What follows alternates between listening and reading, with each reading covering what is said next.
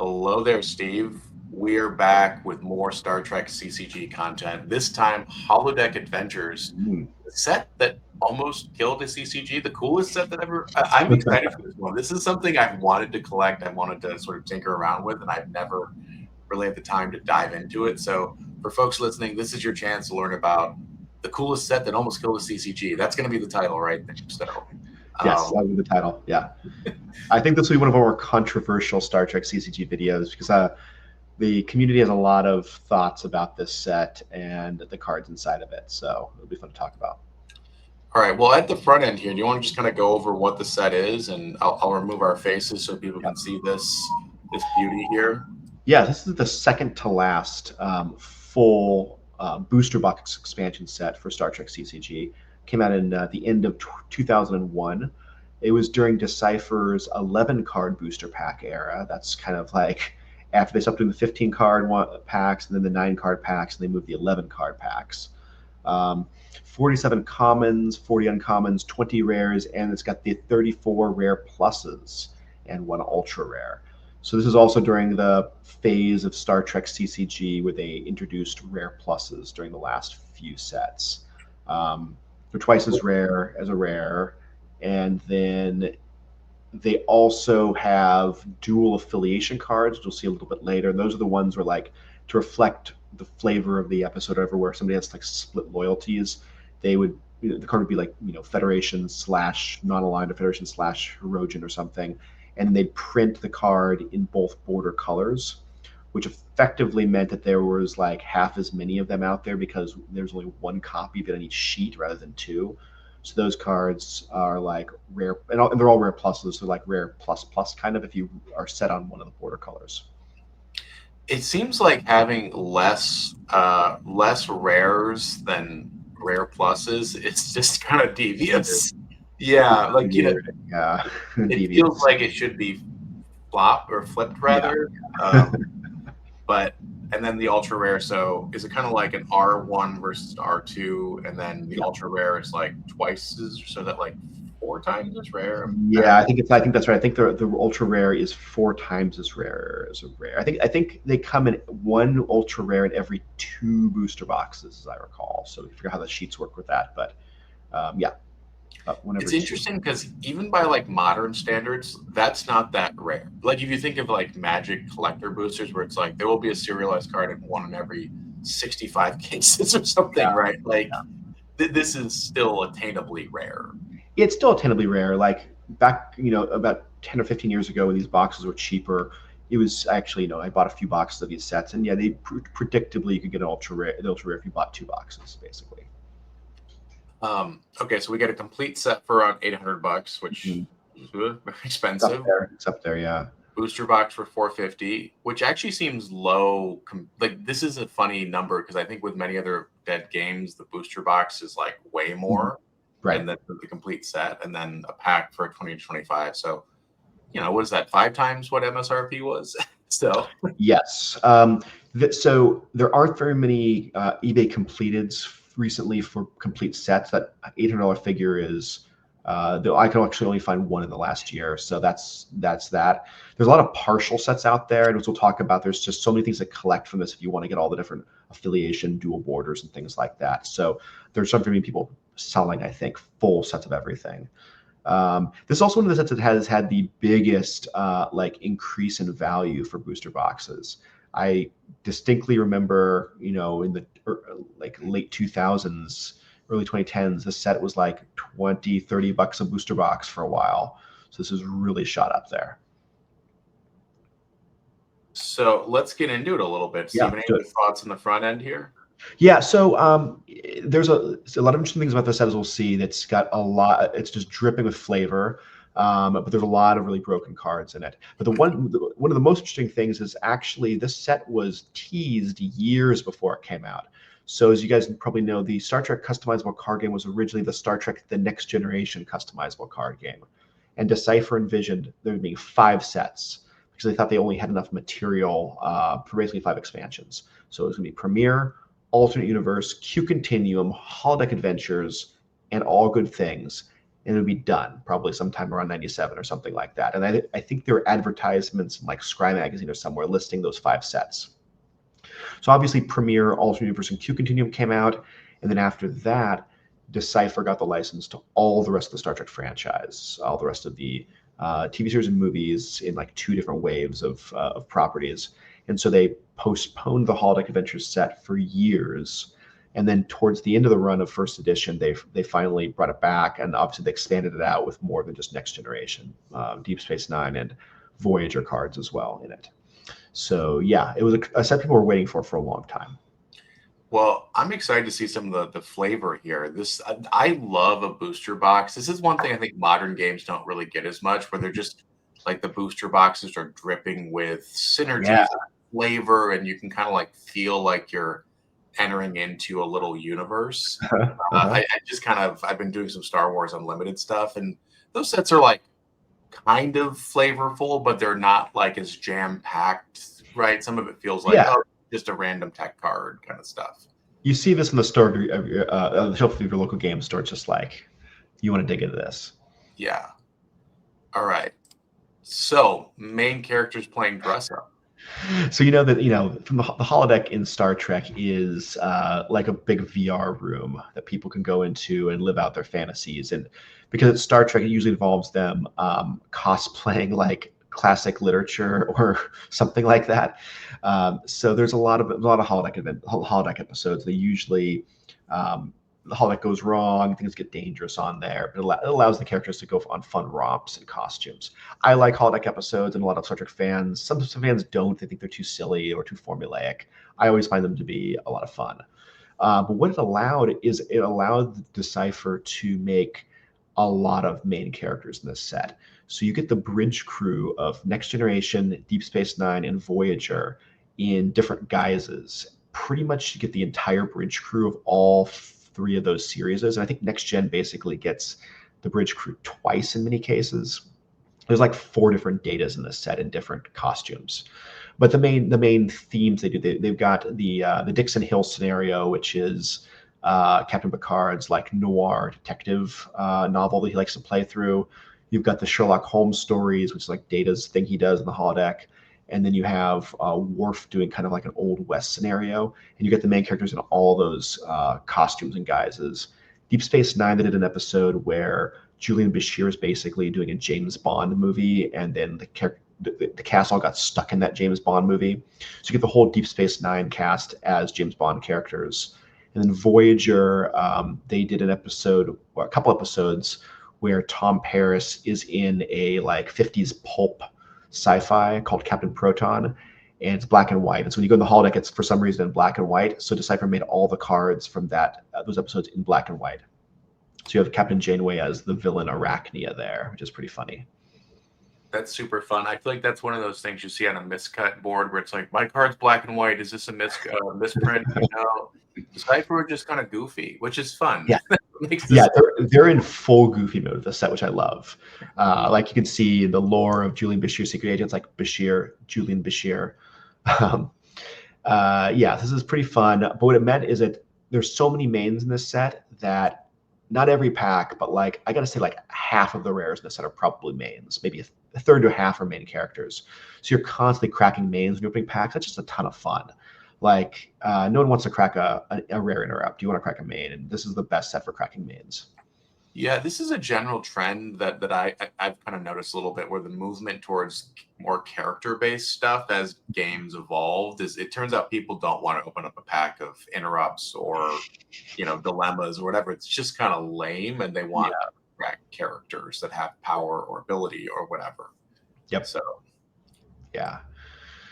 So that's the good. Now they introduce holo programs in this set. They have the holodeck door, which lets you download them, and then they introduce one holo program for each of the main, like I guess, holodeck storylines in Next Generation, Deep Space Nine, Voyager.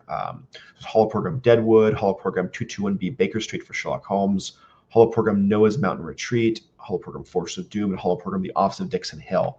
These are pretty cool. They're like commons. I think they're all commons, and they let the different sort of holodeck personas thematically like go together, and you can make sort of like a sub faction. The cards themselves are really complicated, though. You can see these are like walls of text, and I think they're pretty bewildering for new or more casual players to figure out how to make them work in the game. And a couple of them are pretty busted and broken, which can create some negative player interaction. So I think these have kind of a mixed reception when they came out and now. My favorite one is probably Holoprogram Noah's Mountain Retreat, because it's so straightforward. It lets you bring these sort of James Bond, Deep Space Nine characters into play, and then swap them and download their like regular Deep Space Nine version, because in the episode they're kind of like the characters are stuck in this program. They're trying to get them back out again. That was pretty straightforward. The other ones are like more complicated and kind of weirder. So these had kind of a mixed reception. Yeah, I think this is one of the things I've noticed about Star Trek, which can be a lovely thing, but there is a lot of walls of text that feel like it's all Yes. floating around. Yeah. At its best, Star Trek CCG 1E, everything is it's very simulationist, and the games feel like the episodes. But I think as we got later into the game, particularly like this set, it moved away from feeling like a simulation and felt more like gamey or like complicated gamey. And these holoprograms are a prime example of that, as are some things in the next slide we'll see. Okay, Overpowered. yeah, so it's cards like this that really gave Holodeck Adventures a bad name. And talking about the game feeling more gamey, a lot of sort of hand manipulation or deck manipulation cards were coming out towards the end of Star Trek CCG 1E. And again, it moved the game away from feeling like a real simulation of episodes of Star Trek towards a more like a more abstract card game, I guess you'd say. But like these cards in particular are bad because they all kind of bust wide open some of the central mechanics of this game. I mean, all three is this interrupt that's up here first, which is still banned in the modern format for Star Trek CCG 1E. It's just like a card that should never have gotten made. If you don't even really know anything about this game if you read this, but like plays once you turn to reveal two sets of three cards on the top of your draw deck. Take one into hand, discard the other, opponent's choice, unless you have data in play. It's a straight up draw three card spell, which Magic made a card like that in their alpha set that was too powerful, like draw three cards. This is years later, and for some reason, this got past the play testers. I guess the balancing idea is your opponent can discard the better of the three sets that you draw, but that's not really like a good balance, because if you build your deck well, anytime you draw three cards is pure value. So, and there's like a lot of different datas in this set, so it's trivially easy to have a data in play to let you choose the better of the three sets. So this combined with a bunch of other draw mechanisms create a lot of problems. I'm sorry, if we go back, yeah, okay. The second one, Clone Machine, it just straight up lets you play multiple copies of unique personnel, and you can play them for free, meaning they don't count as your normal card play, at least in the original version of this card. Jem'Hadar Shrouding makes personnel battles like trivially easy, but only for the Dominion affiliation. And then Vic Fontaine, which is like such a cool character from the show. He's a hologram of a jazz lounge singer who realizes he's a hologram and is very self-referential. The problem with this card, though, is whenever a dilemma stops you, you can just download any card you want. So as you know, like dilemmas are the main ways you can like interact with your opponent and try to trip them up from solving missions. But if this guy is there, he just lets you get any card you want out of your deck to get around those dilemmas. So that's kind of defeats one of the core mechanics of the game. Yeah, is he a rare plus as well, or? I think he's a rare plus. Yeah. All right, collecting. This is something for a lot of folks. Yeah, I should also say that the Dixon Hill card, the Sherlock Holmes card from 2 slides prior, are also very powerful and broken too as well. But yeah, okay, let's go to collecting for a bit here. This has some very high value cards. I listed the top 10. Dixon Hill, the ultra rare, is $211. You know, I mean, card is partial. I mean, it's ultra rare. It's Patrick Stewart. He's in a fedora, and also the card is very powerful. So all good things for that right there. Love to see Patrick Hill in a fedora. Patrick Stewart. The next 4 cards are weird in that, like, the rule of thumb with Decipher cards is if you know the card, if it's a main character or their ship or whatever, it's probably gonna be expensive and rare. But this kind of is the exception to that rule, and that these next four cards are like ships and characters that like no one remembers. They're from one late season 7 episode of Voyager. But I guess the set is kind of they're somewhat powerful in this one sub-faction of like Herogen holograms, and they're rare plus, and they come in dual border. So number 2 through 5 are the like that's how much it costs to get that specific border color of them. So, and then it kind of drops off. I mean, I guess after that, it just sort of still rare pluses, but the next 5 are expensive because they are fan favorite main characters. So Ezri Dax, it's the only version of Ezri Dax. She's a main character from the last season of Deep Space Nine. Only version of her. Sherlock Holmes is Data as Sherlock Holmes. That makes sense. It's also a very good card. Captain Proton's a black and white. Professor Honeybear is Jadzia Dax as a James Bond girl, basically. And number 10 is Bashir as Secret Agent, which is a good card. So Steve, question for you. If I am just a casual player, viewer of this video, and I really want to, this sounds super cool, I'm bought in. How do you recommend somebody might get in and play with these cards? Or do you feel like that this is too kind of complicated, convoluted for someone who has a rough understanding of the rules, like myself, to like get in? Could I just buy, a box? I don't know. Could I buy a set and play with it, or do you really need other cards? And this isn't really a self-contained little game. It's not a self-contained set. The different holo program sub factions do work pretty well together. So if you want to acquire all of the Deep Space Nine, Secret Agent Julian Bashir cards, they work together pretty well. I would say don't buy boxes of this; they're too expensive. But a lot of the singles below, even the lower end of this top 10, are pretty decently priced, and below that are quite cheap.